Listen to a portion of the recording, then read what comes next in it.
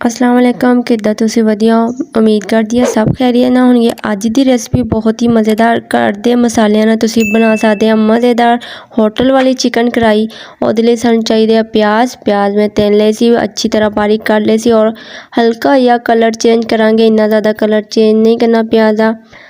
अच्छा जी, जो प्याज का पानी खुश्क हो जाए, देख लो प्याज का पानी खुश्क हो गया वा। हुण इहदे विच मैं ऐड कर रही हां चिकन मैं अच्छी तरह धो लिया सी और नमक लगा के रखिया सीगा। और चिकन मैं कितना लिया वा, 1.5 किलो चिकन लिया वा। लैग पीस नूं मैं कट लगाया, कट लाजमी लगाने क्योंकि लैग पीस दे अंदर जिहड़ी चिपचिपाहट जी हुंदी आ ओह भी चली जाएगी और इहदे अंदर अच्छी तरह मसाला रचेगा। 5 मिनट मैं कवर कर दूँगी। 5 मिनट हो चुके आ, 5 मिनट में कवर करता सी। इस तो चम्मच नहीं हिलाया सी क्योंकि जिहड़ा प्याज दा ना और सॉफ्ट हो जाना और चिकन दा पानी निकलेगा ना, प्याज अच्छी तरह सॉफ्ट हो जाएंगे और अच्छी तरह फ्राई हो जाएंगे। और अच्छी तरह तुसीं फ्राई कर लेना वा। इहदी बहुत ही मज़े दी खुशबू आएगी इदा और घर दे मसालियां नाल तुसीं मज़ेदार चिकन कढ़ाई रेडी कर सकदे आ। बहुत ही ज़बरदस्त आ और कोई भी ऐसी चीज़ नहीं है जे तुहानूं बाज़ारों लियानी पवे। बहुत ही मज़ेदार आ। 5 मिनट में कवर कर दूँगी। चिकन हुण अच्छी तरह फ्राई कर लेना वा। प्याज भी ब्राउन हो जाएंगे और प्याज सॉफ्ट भी हो जाएंगे, बहुत ही मज़ेदार। और इसकी ग्रेवी बहुत अच्छी बनेगी। ये मैं पा रही हूँ साबुत धनिया और थोड़ा जिहा मैं जीरा ये लिया वा, दालचीनी का टुकड़ा लिया वा और कालियां मिर्चा 2-4, ठीक है ना। यह अच्छी तरह पा के दे अंदर बनाई होगी, ये स्मैल वगैरह ख़त्म हो जाएगी। और ये पा रही हूँ 2 चम्मच लहसुन दे। लहसुन को अच्छी तरह फ्राई करना है ये अंदर। और ये अंदर लहसुन का ज़्यादा इस्तेमाल करना वा क्योंकि चिकन की बहुत ज़्यादा स्मैल होंदी है और लहसुन तो बगैर स्मैल नहीं जाती। बहुत ही मज़ेदार और होटल ते जो बनाते हैं बिल्कुल मज़ेदार तरीके नाल इदी बना के दे देंगे फटाफट।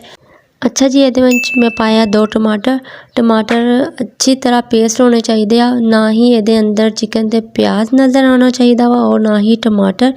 फिर ही जाके बहुत ही मज़ेदार चिकन कढ़ाई होटल वाली बहुत ही ज़बरदस्त तैयार होंदी है। ये मैं पा रही हूँ हल्दी और मिर्च पा रही हूँ मैं लाल मिर्च मैं लई आ 1.5 चम्मच और नमक मैं पाऊँगी 1 चम्मच, ठीक है ना। हस्बे ज़रूरत नमक इस्तेमाल करांगे अपने टेस्ट के हिसाब नाल।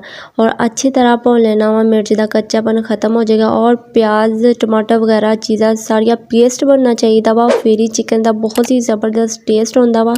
और अच्छी तरह बुनाई करांगे। थोड़ा जिहा इहदे विच मैं अदरक पाऊँगी, 1 चम्मच अदरक पाऊँगी इहदे विच और अच्छी तरह बुनाई करनी है।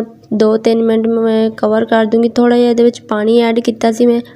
बिस्मिल्लाहिर्रहमानिर्रहीम, बिस्मिल्लाह दी बरकत। माशाल्लाह बहुत ही ज़बरदस्त हल्की अग ते रखा हुआ सी ताकि अच्छी तरह इहदा मसाले वगैरह टमाटर अच्छी तरह पेस्ट बन जाए और बहुत ही मज़ेदार इहदा जायका होगा। बहुत ही ज़बरदस्त लगती है चिकन कढ़ाई, बहुत ही मज़ेदार। होटल ते बिल्कुल फटाफट इदी रेडी करके दे देंगे आ और घर दे मसालियां नाल तुसीं बहुत ही ज़बरदस्त बना सकदे आ। उम्मीद है तुहानूं ज़रूर मेरी रेसिपी पसंद आएगी। अच्छा, इहदे मैं पा रही हूँ दही और दही मैं लिया वा 1 कप, ठीक है ना। दही 1 कप पाऊँगी। बहुत ही मज़ेदार ग्रेवी बनेगी ये नाल और बहुत ही प्यारा टेस्ट आएगा। अगर तुसी मेरे चैनल ते नवे हैं तो जल्दी ना जाके मेरे चैनल को सबसक्राइब कर दो और नाल ही बेल आइकन का बटन प्रेस कर दिओ ताकि तुहानूं हर आने वाली वीडियो मिल सके। और मेरी रेसिपी नूं अपने प्यारे ते शेयर भी कर दिया करो। चिकन दी मैं 10 मिनट अच्छी तरह बुनाई की है। बुनाई तुसी बिल्कुल परफेक्ट करनी चाहिए।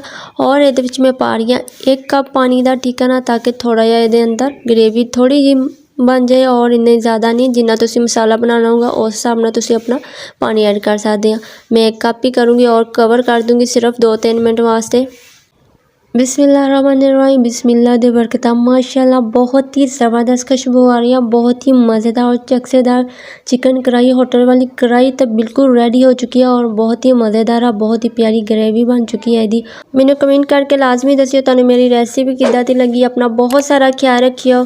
असीं फिर मिलांगे नवे चस्के ते नवी रेसिपी दे नाल। ओके, अल्लाह हाफिज़।